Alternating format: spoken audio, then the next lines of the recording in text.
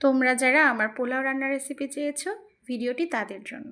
তো তার জন্য যে পাত্রে পোলাও রান্না করব সেই পাত্রে একটু তেল নিয়ে তেলটা গরম হলে পেঁয়াজটা সুন্দর করে ভেজে নিব। তো এতে দিয়ে দিব পোলার চাল। পোলার চালটা আমি আগে থেকে ধুয়ে রেখে পানিটা ঝরিয়ে নিয়েছিলাম। তারপর নেড়ে চেড়ে এতে কিছু মশলা অ্যাড করব।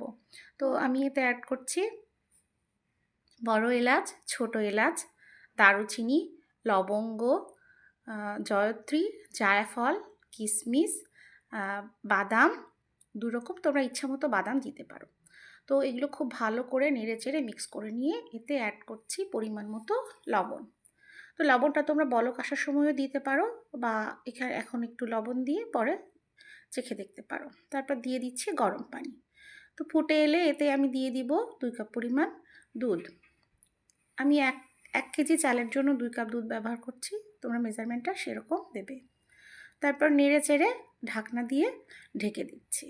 তো 10 মিনিট পরে ঢাকনাটা খুলে দেখো এরকম অবস্থা। তো এতে আমি দিয়ে দিব একটা লেবুর রস। তো লেবুর রসটা দিয়ে খুব ভালো করে মিক্স করে ঢাকনা দিয়ে ঢেকে রাখবো। তো 5 মিনিট পরে ঢাকনাটা খুলে দেখো আমার পোলাওটা রেডি।